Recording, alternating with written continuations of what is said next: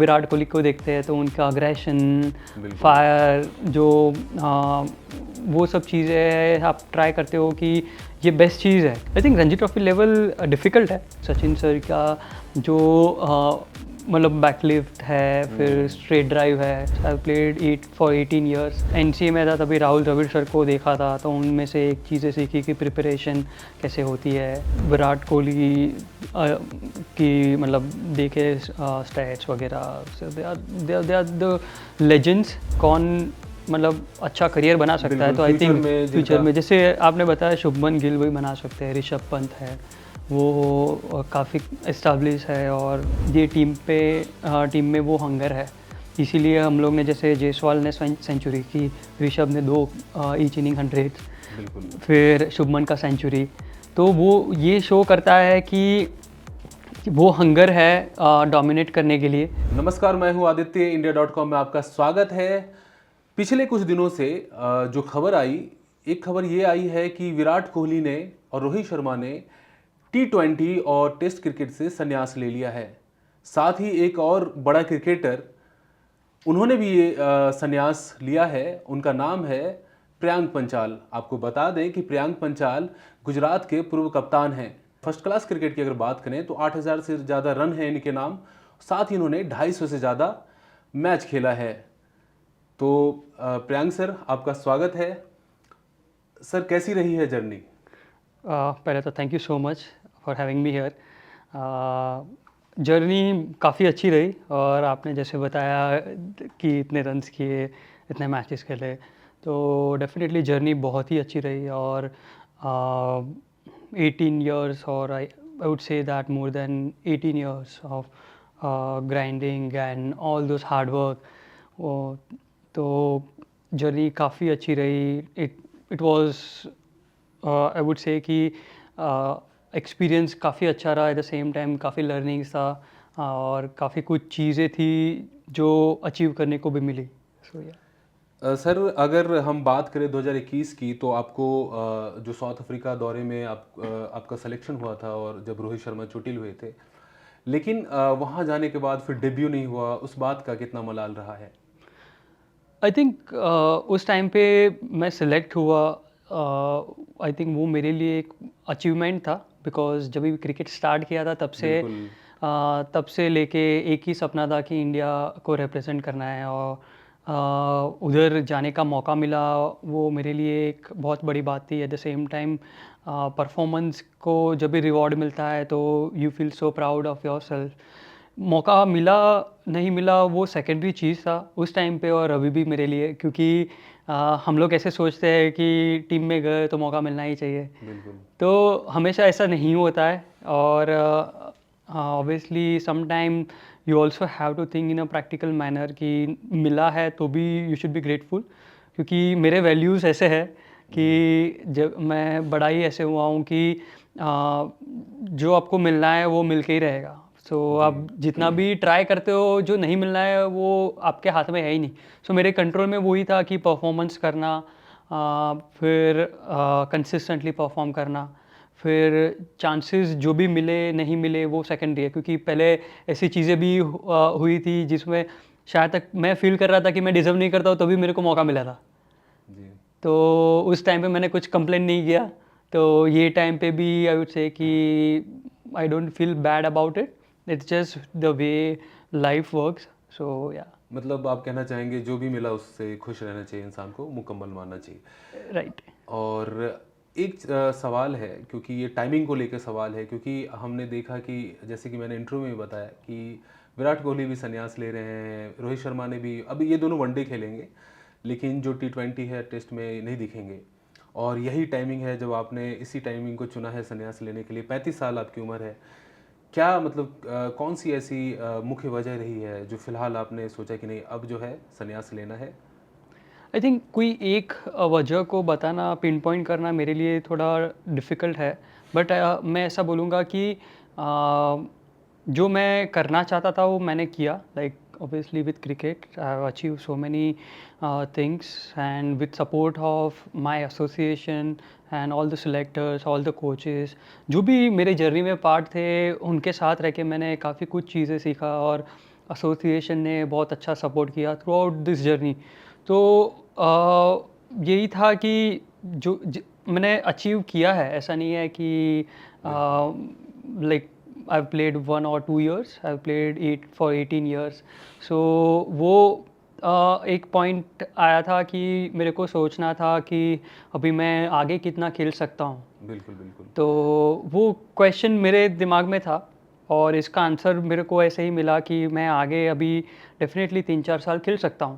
पर मैं आगे 3-4 साल सिर्फ ये लेवल पे खेल सकता हूँ, इसके आगे खेलना है तो ऑब्वियसली इट्स अ फैक्ट कि एज आपके उस पे भी आप हम लोग Impact बोलते हैं, डालता है। हाँ इम्पैक्ट डालता है। तो हम लोग बोलते हैं कि एज थोड़ा मैटर करता है और वो एज डेफिनेटली मेरे साइड पे नहीं था। बट आई वुड से कि जितना भी मैंने ये टाइम तक किया, so I am so grateful about it. Sir हम थोड़ा पीछे 18 साल आपने जिक्र किया कि आपने 18 साल खेला। 18 साल पहले हम जाते हैं 2008 में, जब आपने गुजरात के लिए डेब्यू किया था। वो जो प्रियांक पंचाल, एक युवा, एक नौजवान लड़का, एक टीनेजर, वहाँ से ये सफ़र रहा। उस समय दिमाग में क्या था जब आपको मौका मिला गुजरात के लिए खेलने के लिए फर्स्ट क्लास क्रिकेट? तो क्या सारी चीज़ें दिमाग में थी और क्या जोश और जुनून कैसा था? आई थिंक जो हर एक यंग प्लेयर का जोश और जुनून होता है वैसा ही था कि मेरे को रणजी ट्रॉफ़ी खेलने के लिए मिल रहा है, मैं बिल्कुल अपना बेस्ट देने की ट्राई करूँगा। फिर क्योंकि उसके पहले आप एज ग्रुप खेलते हो तो आपका एक ड्रीम होता है कि रणजी ट्रॉफ़ी खेलना। फिर रणजी ट्रॉफ़ी खेलते हैं या फिर उस टाइम पे ही ऐसा ड्रीम होता है कि इंडिया खेलना है। तो पर इंडिया खेलना है तो उसका रास्ता वही है कि रणजी ट्रॉफ़ी में अच्छा करे, विजय हज़ारे ट्रॉफ़ी में अच्छा करे, सैयद मुश्ताक अली ट्रॉफ़ी में अच्छा करे, सो दैट कि आपके डोर्स ओपन हो जाते हैं। और फिलहाल अभी तो जैसे कि आईपीएल एक बहुत बड़ा प्लेटफॉर्म है तो वो भी डोर्स ओपन होता है। तो उस टाइम से वही था कि एक यंग प्लेयर जो एकदम जुनून और एकदम एक्साइटमेंट के साथ जब भी आता है वैसा ही था।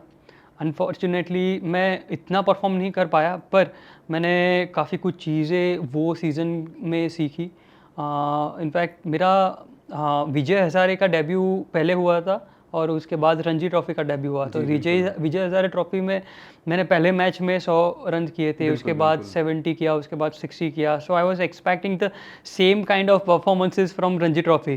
पर रणजी ट्रॉफ़ी लेवल चैलेंजिंग होता है, इतना ईजी नहीं होता है। बिल्कुल बिल्कुल। तो मेरा सवाल भी वही से है कि जो जैसे आपने विजय हजारे खेला, उसके बाद फिर सडनली जैसे आप रणजी में गए फर्स्ट क्लास क्रिकेट, तो वो फर्स्ट क्लास क्रिकेट जो है, रणजी ट्रॉफी है या फर्स्ट क्लास क्रिकेट की अगर हम बात करें तो कितना डिफ़िकल्ट है? जो क्योंकि इससे पहले जो क्लब में बच्चे खेल रहे होते हैं, फिर वहाँ पे जाते हैं तो एक प्रेशर भी रहता है, बहुत तरह की अलग अलग फैक्टर्स रहते हैं।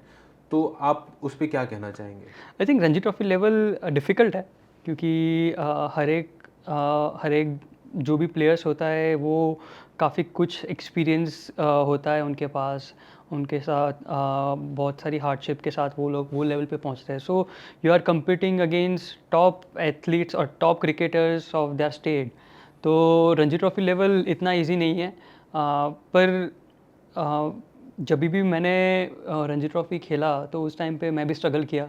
आई थिंक फर्स्ट ईयर में काफ़ी कुछ स्ट्रगल किया। हाँ, थोड़े थोड़े परफॉर्मेंसेस आते थे पर इतना बड़ा नहीं आता था जैसा मैं एक्सपेक्ट कर रहा था विजय हज़ारे जैसा। तो वो चीज़ें काफ़ी कुछ चीज़ें सीखने को मिली उसके बाद, क्योंकि जब भी आप टीम में जाते हो तो सीनियर प्लेयर्स के साथ रह के भी बहुत चीज़ें सीखते हो। तो वो चीज़ें भी है कि वो सीखने को मिली। जैसे फर्स्ट क्लास में आपने पहला मैच खेला होगा और आपने बहुत ही अच्छा स्कोर भी किया, तो क्या मतलब इंसान जो है जब जाता है कोई भी क्रिकेटर, तो वो नर्वस होता है पहले मैच में? 100% मतलब वो नर्वसनेस तो अभी भी आप कोई भी मैच में तो उसको जाते हो। कैसे मैनेज करते हैं फिर? और तो आपने भी मैनेज किया, तभी आपने सेंचुरी बनाई और आपने 70 का स्कोर किया था। हाँ, तो आई थिंक फर्स्ट मैच में एक्साइटमेंट के साथ साथ नर्वसनेस होता है, पर आपको जब भी इनिशियल ईयर्स पे आपको बैक ऑफ द माइंड वो नहीं होता जितना लेटर करियर में होता है कि आप परफॉर्मेंस नहीं करोगे तो आपको चांस नहीं मिलेगा। आई थिंक वो टाइम पे आपको ऐसा you are kind of fearless कि अभी नहीं भी ऑब्वियसली किसी को वो लाइन पे सोचना नहीं होता है, पर जो नहीं भी हुआ तो इट्स ओके, आपको चांस फिर से मिलेगा और आप कम बैक कर लोगे। ये सारे इक्वेशंस दिमाग में चल रहे होते हैं। हाँ, चल रहे होते हैं। लेकिन ये सारी इक्वेशंस तो दिमाग में चल रहे होते हैं, लेकिन जहाँ तक मेरा मानना है या मैंने बहुत सारे इंटरव्यूज़ देखे हैं, तो ये सारी जो इक्वेशंस हैं वो और भी ज़्यादा बढ़ा देता है नर्वसनेस को। तो ऐसे में आप क्या करते थे? जैसे मैंने सहवाग का इंटरव्यू देखा था, सहवाग ने कहा जब वो नर्वस होते थे तो गाना गाना स्टार्ट कर देते थे, और जब वो बैटिंग कर रहे होते तो गुनगुनाने लगते थे, ताकि उनका ध्यान जो है इन सारी जो आफ्टर मैथ है और इक्वेशंस है उधर ना जाए, और सिंपल वो जैसा वो खेल सकते हैं वैसा खेलें। आप क्या करते थे? आपका क्या फॉर्मूला था? आई थिंक आपने बहुत अच्छी बात की। जैसे सहवाग सर वो करते थे, आई थिंक उनके लिए वो बेस्ट वर्क करता था। आई थिंक मैं जनरली ऐसा कुछ मतलब गाना ऐसा कुछ नहीं गाता, बट आई वुड से कि मैं ट्राई करता था कि मैं प्रेजेंट में रहूं मेंटली, क्योंकि वो बहुत इम्पोर्टेंट है। क्योंकि आप जितना प्रेजेंट में रहते हो तो आप बिल्कुल, बॉल को आप बॉल मतलब जो प्रोसेस है उसको फॉलो करते हो मोस्ट ऑफ द टाइम। बिल्कुल। सो प्रेजेंट में मेंटली रहना वो बहुत मतलब इम्पोर्टेंट। आपका कहना है कि ज़्यादा जो चीज़ें हैं आप ओवरथिंक ना करें, बस हाँ, प्रेजेंट में जो अभी जिस टीम से आप खेल रहे हैं उस टीम की ज़रूरत क्या है उस पे ज़्यादा राइट, फोकस करना राइट। चाहिए। और अगर हम बात करें 2008 की, और हम लोग काफ़ी छोटे थे, और हमारा जो जैसे मैं भी क्रिकेट खेलता था, मतलब हाई स्कूल के लेवल पे या स्कूल के लेवल पे, तो सचिन तेंदुलकर जो है हमारे आइडियल हुआ करते थे। तो उन दिनों आपके आइडियल कौन थे जब आप टीनेज में थे और क्रिकेट खेल रहे थे? आई थिंक मैं बहुत सारे मतलब प्लेयर्स में से काफ़ी कुछ चीज़ें सीखा हूँ। जैसे कि हर एक कोई एक छोटा बच्चा जैसे कि देख के सीखता है ना, वैसा ही सेम था। सो मैंने इनिशियली जब भी एनसीए में था तभी राहुल द्रविड़ सर को देखा था, तो उनमें से एक चीज़ें सीखी कि प्रिपरेशन कैसे होती है, फिर हार्डवर्क कैसे होता है, कि मतलब क्यों किया जाता है, सो दैट कि आप परफॉर्म इतना अच्छा कर पाओ टॉप लेवल तो पे। आप मतलब बचपन से राहुल द्रविड़ सर को ज़्यादा फॉलो करते थे? और मैं राहुल द्रविड़ सर को 100% आइडलाइज करता था, but at the same time मेरे को बहुत सारी चीज़ें थी, बहुत सारे क्रिकेटर्स में से एडमायर करती थी। जैसे कि सचिन सर का जो मतलब बैकलिफ्ट है, फिर स्ट्रेट ड्राइव है, तो वो सब चीज़ें वो एक ऐसी चीज़ है कि आप हाँ इमिटेट करने की ट्राई करते हो हमेशा अपने बैटिंग में या बिल्कुल, अपनी प्रैक्टिस पे। जैसे कि हम लोग विराट कोहली को देखते हैं तो उनका अग्रेशन, बिल्कुल। फायर जो वो सब चीज़ें आप ट्राई करते हो कि ये बेस्ट चीज़ है, क्योंकि टॉप लेवल पे ये सब चीज़ की रिक्वायरमेंट है। ऐसा कि आपको अग्रेसिव रहना पड़ता है, बिल्कुल। एट द सेम टाइम आपको मतलब हर पेशेंट। जो क्रिकेटर हैं उनसे आपने कुछ ना कुछ सीखा है, एग्जैक्टली। और द्रविड़ खासकर आपको मतलब ज़्यादा आपने उनको आइडियलाइज किया। कब मौका मिला जब आप पहली बार राहुल द्रविड़ से मिले थे? मैं एनसीए में था, under 15 NCA national cricket academy में। तो कब की बात होगी ये? ये मैं 13 साल का था, तो मतलब मतलब ये 2005 बीस आई थिंक 6 की तीन बात होगी, चार 3-4 की पाँच, बात। आई थिंक 3-4 तब के वो आजू। मेरे ख्याल से टीम इंडिया के वाइस कैप्टन थे, और सौरव गांगुली जो है वो हाँ, कैप्टन थे। तो वो क्योंकि बैंगलोर में रहता था, वो भी बैंगलोर के है, तो वो उधर प्रैक्टिस करने आते थे। तो हम लोग तो छोटे बच्चे वो देखते रहते थे अच्छा, आप बैंगलोर में उन दिनों ट्रेनिंग करते थे? हाँ। Okay, okay. तो आ, तो उधर हम लोग देखते रहते थे उनको कि वो आए हैं, तो सारे बच्चे उधर ही चले जाते थे, उनको देखते थे। एक मोटिवेशन मिलता होगा। एग्जैक्टली। तो हार्डवर्क करना कैसे करना है, तो वो सब चीज़ें उधर से ही सीखने को मिली उनसे बात करके। बिल्कुल। और और वो एक ऐसा दौर था जब 2007-8 में आपने डेब्यू किया, तब भारतीय क्रिकेट में जो है धोनी इस्टेब्लिश हो गए थे, और दो महान क्रिकेटर उन दिनों स्ट्रगल कर रहे थे, स्ट्रगल नहीं कहेंगे, मतलब उनकी एंट्री हुई थी। वो एंट्री हुई थी विराट कोहली और रोहित शर्मा की। तो उनके साथ कैसी यादें रही हैं आपकी? आई थिंक हम लोग ने सबने देखा है वो उनका जर्नी कैसा रहा। लाइक विराट कोहली की मतलब देखे स्टैट्स वगैरह से they are the legends I would say. और आई थिंक काफ़ी कुछ चीज़ें हैं जो यंगस्टर मतलब सीख सकते हैं उनकी जर्नी से। तो मैं हमेशा मानता हूँ कि जो उन्होंने कंट्रीब्यूट किया है, तो वो हमेशा जो यंगर जनरेशन है उनको कुछ ना कुछ चीज़ें सिखा सीखने लेगा। के लिए काफ़ी कुछ बहुत मिलेगा। कुछ चीज़ें सीखने को मिलेगी। और इन दोनों से कभी मुलाकात हुई? रोहित शर्मा, विराट कोहली? हाँ, मैं बहुत बार मिले, जैसे कि आईपीएल में भी मिले होंगे आप, गुजरात टाइटंस के लिए खेलते थे। मैं गुजरात टाइटंस के लिए मैं मैच नहीं खेला हूँ, पर I was but part of that part team. Part आप वही आप पार्ट हाँ, थे रिजर्व उसके। प्लेयर के तौर पे। तो जब भी मैं इंडिया सीरीज़ में था, इंडियन टेस्ट टीम में, तभी आई थिंक मुलाकात करने को मुलाकात हाँ। हुई। अगर हम मतलब जैसे आपने कहा कि यंगर जनरेशन के लिए जो है एक मिसाल है, वो बहुत कुछ सीख सकते हैं।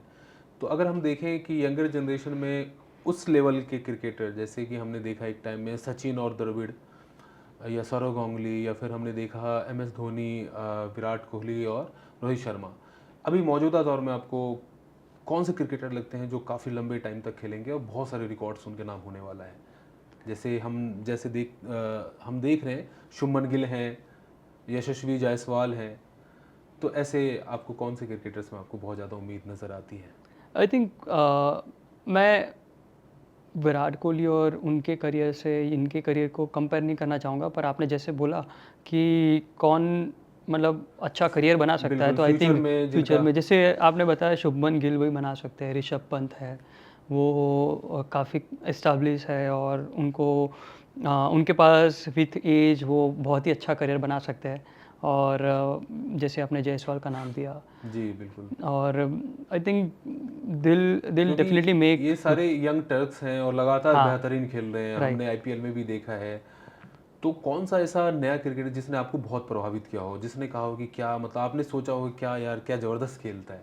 आई थिंक शुभमन गिल है जो काफ़ी कुछ प्रभावित किए है, क्योंकि वो जब भी मैं इंडिया ए खेल रहा था, तभी वो भी इंडिया ए में ही थे। तो उनकी जो टेक्निक, माइंडसेट वगैरह वो लेवल पे है जो टॉप लेवल में रिक्वायरमेंट होती है। सो आई बिल्कुल। Think he has been proving since many years now, like not many years but I would say since last 3-4 years वो प्रूव करते आ रहे हैं अपने टैलेंट को। डेफिनेटली वो खुद को एक एस्टैब्लिश किया उन्होंने। हाँ, तो शुभमन गिल है, वो कर सकते। और एक चीज़ जो शुभमन गिल से भी रिलेटेड है, और कई बार लोग कहते हैं कि भारत का अगला कैप्टन कौन, तो बहुत लोगों का जवाब आता है कि शुभमन गिल। और अभी मौजूदा हमने देखा भी कि जो इंग्लैंड के साथ टेस्ट सीरीज़ है उसमें वो कैप्टनशिप भी कर रहे हैं। तो अभी हमने देखा कि 5 सेंचुरीज लगने के बाद भी टीम इंडिया हार गई है, और लगातार जो क्रिकेट के कई सारे एक्सपर्ट्स हैं वो कह रहे हैं कि मतलब शुभमन गिल की कप्तानी पे सवाल मतलब खड़ा कर रहे हैं। तो उस पर आप क्या कहना चाहेंगे? क्या सच में उन पे सवाल बन रहा है या फिर उन्हें टाइम देना चाहिए? आई थिंक पहला ही मैच था। आई थिंक पहले ही मैच एक कप्तान में के तौर पे। कप्तान के तौर पे पहला ही मैच है। अब इतना कुछ फ्यूचर के लिए कोई नहीं सोच सकता, नहीं वो सोच सकते, ना कोई बाहर वाला सोच सकता है। क्योंकि सब बोलते हैं ना कि कल किसने देखा है। बिल्कुल इट्स द बिल्कुल। Same thing. तो अभी ट्रस्ट करना चाहिए, आप कहना चाहेंगे? आई थिंक मतलब उन टीम में बहुत ही ज़्यादा काबिलियत है कि वो टीम अच्छा कर सके। आपने देखा होगा कि हम लोग ने 4 दिन बहुत ही अच्छा क्रिकेट खेला। पहले 4 दिन 5 सेंचुरी लगी, बिल्कुल बिल्कुल। हमने डोमिनेट किया, पर हम लोग हारे, वो भी बहुत क्लोज आके हारे। बिल्कुल तो हम लोग मतलब मैं ऐसा सोचता हूँ कि सामने भी टीम है, वो भी अच्छा क्रिकेट खेलने आई है, तो उन्होंने भी अच्छा क्रिकेट खेला। आपने बेन डकेट की इनिंग देखी होगी, बिल्कुल।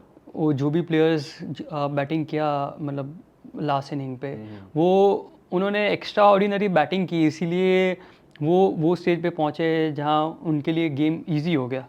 पर जो 4 दिन में हम लोग को देखने को मिला वो था कि जो डोमिनेट करना है वो ये टीम में वो हंगर है। इसीलिए हम लोग ने, जैसे जायसवाल ने सेंचुरी की, ऋषभ ने 2 ईच इनिंग 100, बिल्कुल फिर शुभमन का सेंचुरी, तो वो ये शो करता है कि वो हंगर है डोमिनेट करने के लिए। It's just matter of one game, one good inning, और वो सारी चीज़ें शायद तक इक्वेशन चेंज कर दे ये पूरा सीरीज़ का। बिल्कुल बिल्कुल। प्रियांक, अभी जो मेरा अगला सवाल है वो सवाल ये है कि 18 साल के करियर में सबसे बेहतरीन लम्हा आपके लिए, जहाँ पे आपने बहुत एंजॉय किया हो कि हाँ मतलब मज़ा आया, वो कौन सा था? आई थिंक बहुत सारी चीज़ें, मतलब एक एक तो दिन उसमें ऐसा अगर था। हम आप बता सकते हैं, बहुत सारे 3-4 इवेंट्स आई बता थिंक सकते हैं। जब भी मतलब हमेशा ऐसा होता है कि आप जो सोचते हो वो होता है ना, तो आपको बहुत मज़ा आता है। सोचते हो मतलब आप जिसके लिए हार्ड वर्क करते हो और वो चीज़ आपको मिलती है, तो बिल्कुल। बहुत मज़ा आती है। तो एक चीज़ थी मेरे को, एक सीज़न में 1000 से ऊपर रन करने थे रणजी ट्रॉफ़ी में। तो उसके लिए मैं बहुत हार्ड वर्क किया, बहुत मतलब उसके लिए प्रिपरेशन किया, और फॉर्चुनेटली वो मेरे को मिला। सो वो रिवॉर्ड ऐसा था कि तो वो बोलते हैं ना कि वो कॉन्फिडेंस अपने आप में आता है कि आप जो चीज़ सोचते हो और मतलब आप ऑनेस्टली उस पे हार्ड वर्क करते हो तो आपको मिलती है। तो बिल्कुल। वो चीज़ थी जो मेरे ये को कौन सा सीजन रहा होगा, कौन से साल? 2016-17। 16-17। हाँ, ओके। और कोई ऐसा लम्हा जहाँ आप बहुत इमोशनल हो गए हो, भावुक हो गए हो? आई थिंक बहुत ही कम, क्योंकि मैं डेफिनेटली इमोशंस होते हैं हर एक जन के, पर मैं हमेशा ट्राई करता हूँ कि उसको प्रैक्टिकल वे में कैसे सोचा जाए। तो इमोशंस आई थिंक अर्ली जब भी मैंने क्रिकेट स्टार्ट किया ना, तभी आई थिंक आई थिंक आउट होते, मतलब जब भी बच्चे होते हैं तो आउट होके आते हैं तो वो पसंद नहीं होता था, हम्म। तो आके थोड़ा रोने लगते थे नहीं, फिर। मतलब मैं बात कर रहा हूँ करियर में, मतलब जब बचपन की बात, 18 साल के करियर में होता है जैसे कि कोई बड़ा स्टार भी बन जाता है या फिर कोई बड़ा मतलब स्टार क्रिकेटर भी है। अप एंड डाउन्स तो ज़िंदगी का एक पार्ट है। तो ऐसा एक ऐसा लम्हा जब आपको आप भावुक हुए हों या इमोशनल हुए हों, मैं उसकी बात कर रहा हूँ।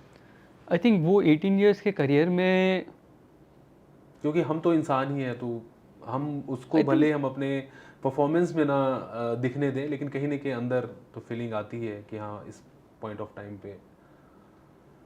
मेरे को नहीं लगता है कि ऐसी कोई एक पर्टिकुलर चीज़ है कि उस पे मैं सोचूं कि यार मैं इस पे लाइक इमोशंस ज़्यादा है, क्योंकि आ, अगर एक क्रिकेटर की तरह सोचने जाए तो ups and downs is part of any cricketer's life, hmm. पर ज़्यादा चीज़ें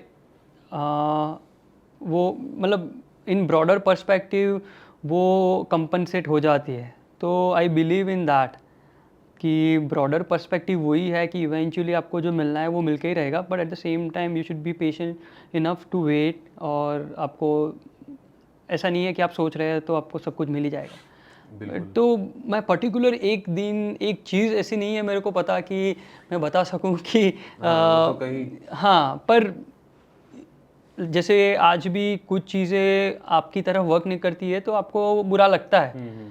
पर वो बुरा आपको मतलब आप ऐसा सोचते हो कि मेरे लिए ये होना चाहिए पर हो नहीं रहा है इसीलिए बुरा लग रहा है, बट प्रैक्टिकली सोचने जाए तो it's very normal thing to happen. ठीक है। प्रियंक, एक सवाल है कि जैसे आपने संन्यास लिया है, आगे का क्या प्लान है, आगे क्या करने वाले हैं? आगे अभी तो I think I still have cricket left in me, I would like to enjoy my cricket. जैसे कोच के किरदार में नज़र आ सकते हैं या किस किरदार में, आई थिंक आई एम टॉकिंग या अबाउट कमेंटेटर प्लेइंग। के? अक्सर हमने देखा है कि जो एक्स क्रिकेटर होते हैं या कमेंटेटर भी, कई बार हमने देखा है कई कोच बन जाते हैं और बहुत ही अच्छा करते हैं अपने। No, I was talking about playing. Hmm. तो मैं थोड़ा डेफिनेटली अभी वो प्रेशर नहीं है कि नेशनल कॉल का और ओके, वो ओके। सब। तो वो थोड़ा जैसे कि मैं मतलब अभी थोड़े टाइम पहले मैंने एक लीग खेला, तो उसमें थोड़ा अच्छा परफॉर्मेंस किया। ओबियसली आपने जैसे कमेंट्री का बताया, वो एक चीज़ है जिस पे मैं फोकस करना चाहूँगा। एट द सेम टाइम थोड़ा मेंटरशिप वाला है कि यंगस्टर को मतलब गाइड करना गाइड करना, चाहेंगे। एग्जैक्टली। तो बिल्कुल। वो सब चीज़ें हैं जो अभी कर सकते हैं, बट आई वुड से कि I still have cricket left in me, so I would like to enjoy थोड़ा टाइम बिल्कुल। और क्रिकेट खेलने में। जो हमारे ऑडियंस है, जो यंगस्टर है, जो दिन रात मेहनत कर रहे हैं, उनके लिए अगर आप कुछ एक लाइन कहना चाहें।